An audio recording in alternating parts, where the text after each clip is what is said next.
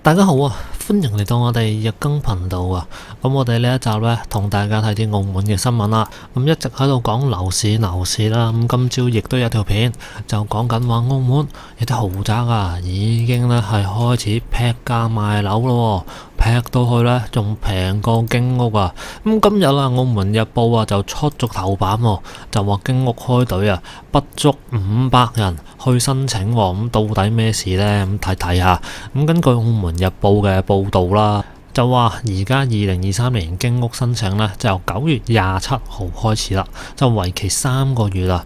由接受申請到而家收表呢，接近咗1個月啦。根據房屋局嘅統計資料顯示啊，去到尋日下晝6點，收表472份，當中297份就備齊文件嘅，175份就欠交文件。齊備文件入邊呢，有60%係個人申請者，而申請年齡方面呢，齊文件嘅23到24歲就佔咗171人，45到64歲12人，65歲1個人。齊文件連同個人家團申請嘅人呢，23歲到44歲嘅年齡為主，86人啊；45歲到64歲有27人啊。即係話呢，而家經屋開隊申請嘅人，主要都係年輕人或者係年輕嘅家庭啊。而今次經屋嘅申請呢，一共係有5415個單位，1657個一房一廳，3216個兩房一廳，仲有542個3房單位啦。而政府係下調咗經屋申請收入上限同資產淨值嘅上限嘅。咁講下點解會冇乜人去申請啦？咁第一，政府唔知點解你開呢個咁樣嘅經屋申請之前呢，你要令到個門檻提高咗。點解呢？因為呢係收入嗰度，佢下調咗你個收入上限啊！咁其實大家有冇諗過點解會咁少人去申請，咁少人去買呢？我就問大家一個好簡單嘅問題：你去買嘢之前，買一般嘢啦，唔好講買樓啦，你都會知道係乜嘢價啦，咁先會去買噶嘛。就算你去一間餐廳食嘢，你都會上網查下佢係乜嘢價啦，啱唔啱先？你唔會係價錢餐牌你望都唔望就走入去間餐廳噶，你咁樣好易俾人劏到一頸血噶嘛，有冇道理先？咁但係而家呢，你呢個經屋嘅售價一時又話5000蚊尺，一時又話4000蚊尺，根本連個定價都未定到出嚟，喺度彈弓手彈出彈入試水溫，試市民反應，睇下幾多錢呢先至可以賣貴啲，賣俾市民賺下錢，梗係唔得啦！換轉係你啊，你連價錢係幾多啊，你都唔知道啊，然後去到新城 A 區嗰度啊，換轉你都唔會買啦，呢啲好正常邏輯啦。但係咧，我相信啊，地產界咧一定又會攞呢一樣嘢嚟做文章嘅。咁但係冇人買呢一點咧，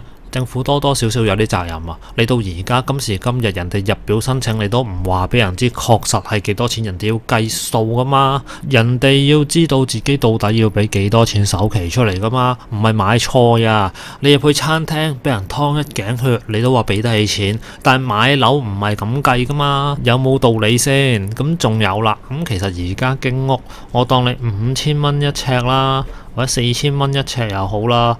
其實你已經呢係同市價冇乜分別㗎啦。你經屋可以講得上係完完全全冇任何投資價值嘅，佢只不過係俾錢買一層樓，然後自己有使用權買呢層樓呢，佢唔係免息嘅，個利息就俾銀行賺嘅。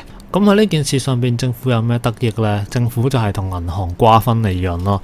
嗱，按照情況嚟講係咁啊，銀行做咗貸款，賺咗貸款利息啦，咁然後呢個經屋政府啊賣咗佢，賺咗經屋嗰個錢啦，咁可能呢，政府就話佢用成本價賣啦，我唔知啦，個成本價成5000蚊一尺，其實如果真係想多啲人申請嘅，你平啲咪得咯。但係政府嚟講呢，我唔覺得，我唔認為佢會平得去邊，因為呢，如果經屋平嘅話，等於佢係推冧呢一個私樓市場。就算而家私樓市場啊，班地產佬啊，日日嗌住減辣啦，嗌到就嚟拉橫額咁滯啦，咁連啲豪宅啊都要大劈價咁賣啊！今朝就報道啦，大潭山呢3900蚊一尺，咁如果你經屋係去到3500蚊，咁我相信冇人會再考慮呢啲私人樓咯。到時地產界又繼續叫苦連天啦，嗌晒救命啦。咁經屋冇乜人排，其實邊個最開心呢？就肯定係地產業者最開心啦。咁根據報道所講啊，有地產業者啊就話叫政府啊要調整經屋供應啊。咁佢哋講到啦，話目前佢哋收表截止日期12月底，仍然有段時間啦。有部分人士仍然考慮啊，所以好難評估實際數據反應。不過以目前經濟大環境同趨勢嚟睇啦，買樓嘅人士態度審慎啊。另外唔同人士喺唔同階段對房屋個需求都唔同嘅，譬如有啲希望申請經屋，有啲希望買私樓。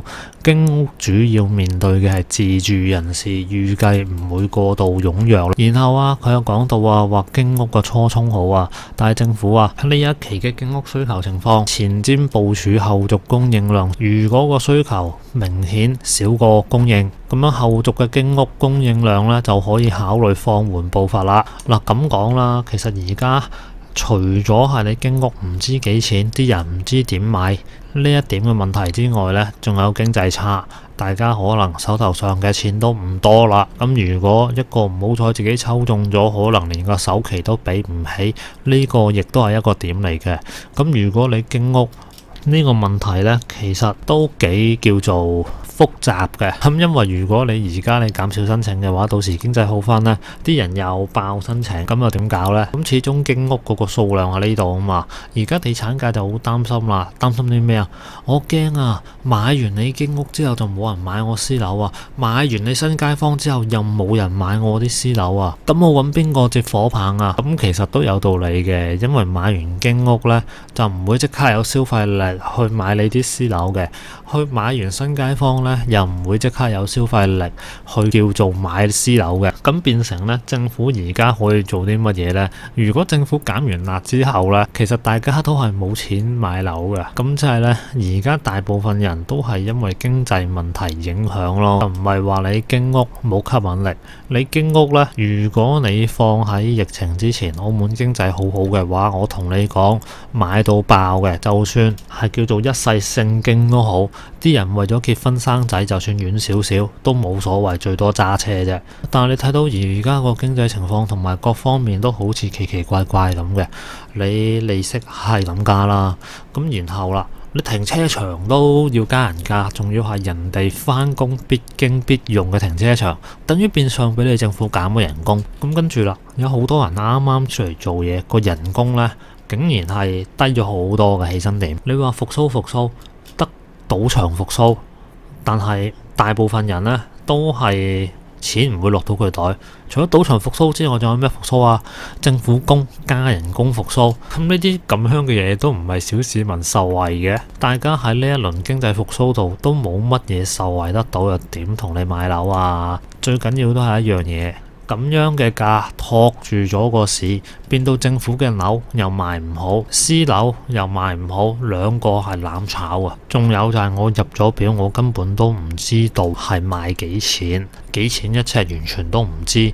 而家搞到好似開盲盒咁啊！即係呢班人呢，入表500人左右呢，其實都算係勇者嚟㗎啦。唔知道幾錢都衝咗去入表先，咁可能啦，佢計一個大約嘅數啦。但係始終啊，買樓唔係買棵菜，亦都唔係呢，唔望價錢啊衝入一間餐廳，咁所以冇咩人買係好正常㗎。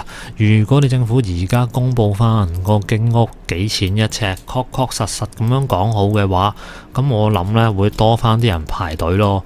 咁而家都係啱啱開始啫，咁啊睇下截表嘅時候有幾多人排咯。好啦，咁今集呢同大家睇到呢度先啦。咁你哋認為啦，到底呢一個經屋會唔會都係冇乜人排隊呢？個主要原因係啲乜嘢呢？下邊留個言啦。咁我哋下集再見啦，拜拜。